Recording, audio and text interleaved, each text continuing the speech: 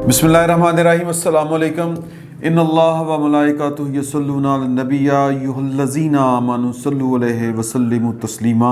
अल्लाहुम्मा सल्लि अला सय्यिदिना व मौलाना मुहम्मदिन व अला आलि मुहम्मदिन कमा सल्लैता अला इब्राहीम व अला आलि इब्राहीम इन्नका हमीदुम मजीद। अल्लाहुम्मा बारिक अला मुहम्मदिन व अला आलि मुहम्मदिन कमा बारिकता अला इब्राहीम व अला आलि इब्राहीम इन्नका हमीदुम मजीद। आप सबको ईद मिलादुन नबी मुबारक हो। मुझे आज एक वाक़या याद आ रहा है ज़ुल्फ़िकार अली भुट्टो साहब का। जब वो खाना काबा तशरीफ़ ले गए तो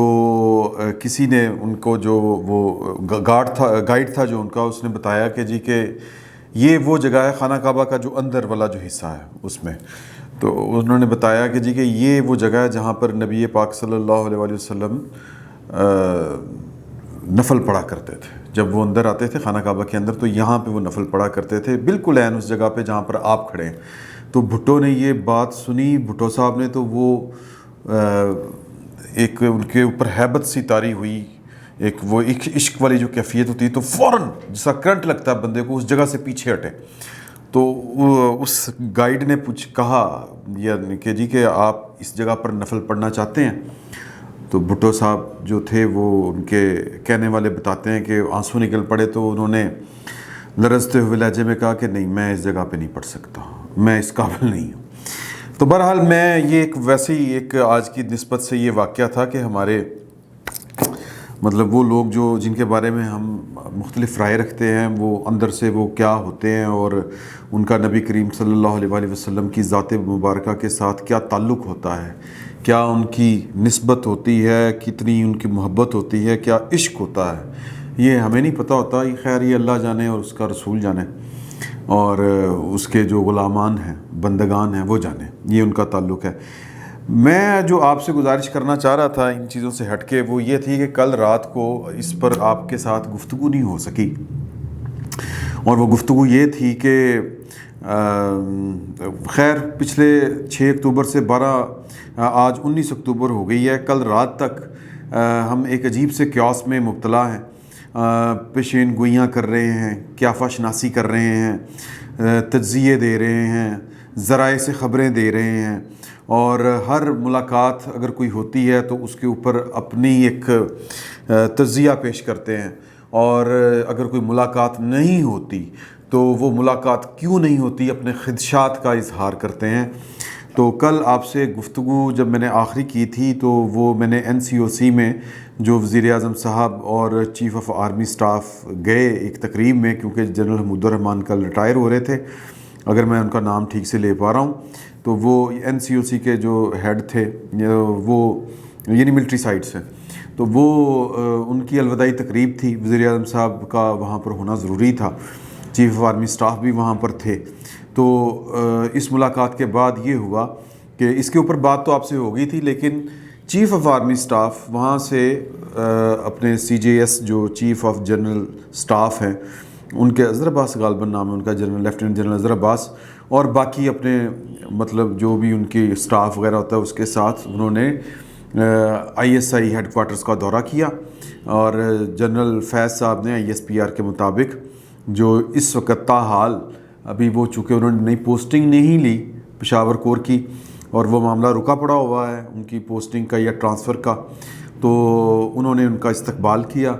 और जो मुल्की ISPR के मुताबिक दाखिली और अफ़गानिस्तान की जो सूरत हाल है इसके ऊपर उनको उन्होंने ब्रीफ़ किया। अब इसके ऊपर मैं आपसे बात करना चाह रहा था, लेकिन इस दौरान ज़ाहिर है कि काफ़ी घंटे गुजर गए, बहुत सी बातें फिर जो हैं वो चाहे मगोइयाँ हों या उस मुलाकात की जो तस्वीर जारी हुई है, उस मुलाकात की तस्वीर के को लेकर लोगों ने, जिस तरह दोस्तों ने यानी जर्नलिस्टों ने और भी बहुत से जो लोग हैं वो मतलब कुछ तो ऑन रिकॉर्ड कह गए और कुछ जो ऑन रिकॉर्ड नहीं कह सके, वो सारी की सारी बातें ख़दशात पर मबनी हैं और तशरीहात की जा रही हैं कि जी के जनरल फैज़ साहब जो हैं वो अनकम्फर्टेबल बैठे हुए हैं, ये दौरा क्यों हो रहा है। पानी इवन ये भी नोट किया गया कि जी के जनरल साहब यानी कि जनरल कमर जवेद बायो साहब के सामने पानी की बोतल पड़ी हुई है, बाकी जो दो साहिबान बैठे हुए हैं, जनरल अज़हर अब्बास हैं गालबन और एक और साहब हैं, ان کے سامنے ہی پانی رکھا ہوا ہے، لیکن جنرل فیض صاحب کے سامنے پانی نہیں پڑا ہوا، اور جنرل صاحب کی حالت بڑی پتلی ہے اور چہرے کے اوپر ان کی، بلکہ کسی نے تو یہ کہہ دیا کہ وہ حبیب جالب کا شعر بھی کسی دل جلے نے اس کے اوپر جڑ دیا کہ وہ حالات کا ماتم تھا، ملاقات کہاں تھی، وہ والا اگر آپ کو شعر یاد ہو، ملاقات کے اوپر ہے، تو وہ چہروں سے جو کچھ یہاں تھا، اس طرح کر کے وہ میں تھوڑا سا بھول رہا ہوں اپنی حالت کے مطابق، لیکن وہ بھی یہ بھی جڑ دیا شعر۔ اور پھر یہ کہ بڑی بہت زیادہ باتیں، جو کمال کی بات ہوئی اور جو بہت زیادہ ہوئی وہ یہ تھا کہ اس دورے کے مقاصد کیا تھے۔ پہلی بات تو یہ کہی گئی کہ جی کہ جو آخری جو تھا جو قومی سلامتی کی میٹنگ تھی، اس میں جنرل فیض صاحب نے، اور یہ 6 اکتوبر کے بعد ہوئی، جو امریکی جو تھیں جو سیکرٹری خارجہ، نائب سیکرٹری خارجہ وینڈی شرمن ان کا نام ہے، وہ جس دن انہوں نے آنا تھا اس دن وہ ملاقات ہوئی تھی وزیر اعظم کی سربراہی میں، وہ اس کمیٹی کا اجلاس ہوا تھا، اس میں تو وہ سارا کچھ بتا دیا گیا تھا، بریفنگ کیا ہے کیا نہیں، قومی سلامتی کی داخلی صورتحال ہر چیز۔ تو اب اس ملاقات کی کیا ضرورت تھی، پہلی بات۔ اور پھر یہ بھی کہنے والوں نے کہا کہ جی کہ یہ تو جو ہے ISI براہ راست وزیر اعظم کے ماتحت ادارہ ہے اور یہ تو ان کو رپورٹ کرتا ہے، اس طرح کی بڑی نا وہ چہم گوئیاں باتیں ہوئیں۔ اور پھر جو اینڈ رزلٹ نکالا گیا اور جو بڑی شدت کے ساتھ بات جو ہے وہ اس وقت سوشل میڈیا کے اوپر گردش کر رہی ہے، وہ یہ تھی کہ اس ملاقات کا صرف اور صرف ایک مقصد تھا اس دورے کا، اور وہ یہ تھا کہ وہ بتانا تھا، کنوے کرنا تھا، ان لوگوں کو یہ بات باور کروانا تھی جو سمجھتے ہیں کہ جو ISI ہے وہ ایک سویلین ادارہ ہے۔ یہ سویلین ادارہ نہیں ہے، یہاں پر بھی جو کمانڈ ہے وہ چیف آف آرمی سٹاف کی ہے، اور انہی کی ریٹ یہاں پر بھی نافذ ہوتی ہے، اور جو ہے جہاں پر بھی کسی بھی ادارے کا سربراہ جو فوج سے ہوگا وہ رپورٹ کرے گا یا وہ ادارہ ماتحت ہوگا چیف آف آرمی سٹاف کے۔ اب اس طرح کی باتیں بھی کہنے والوں نے کہیں اور بے تحاشا کہیں۔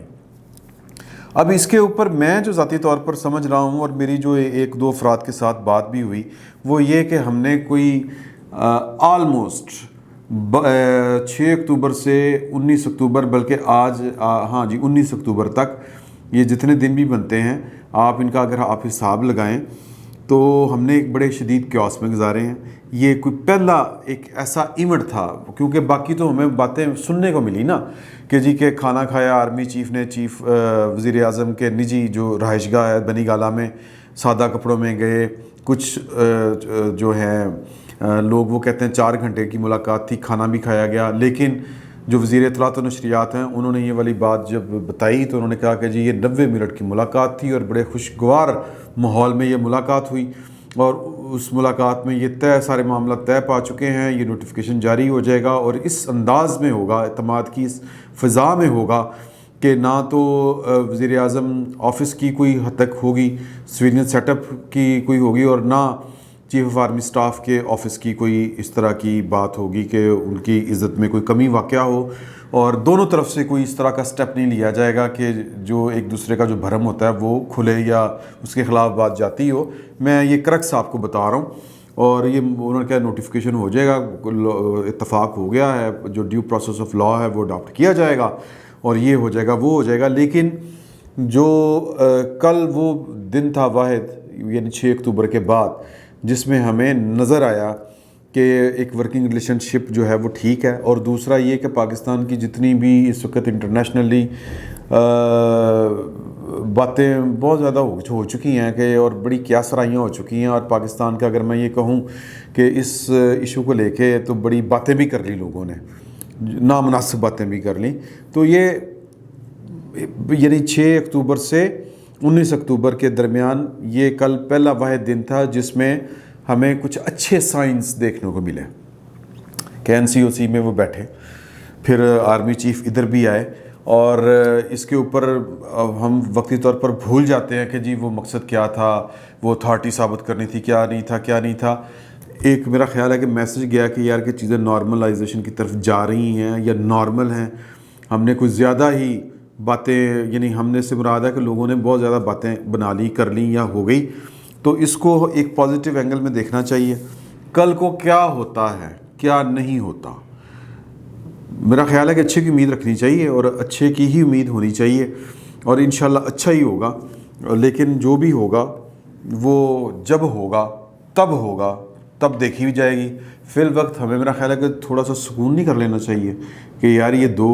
ملاقاتیں، 2 ایونٹس، 2 واقعات یہ پازیٹیو ہیں اور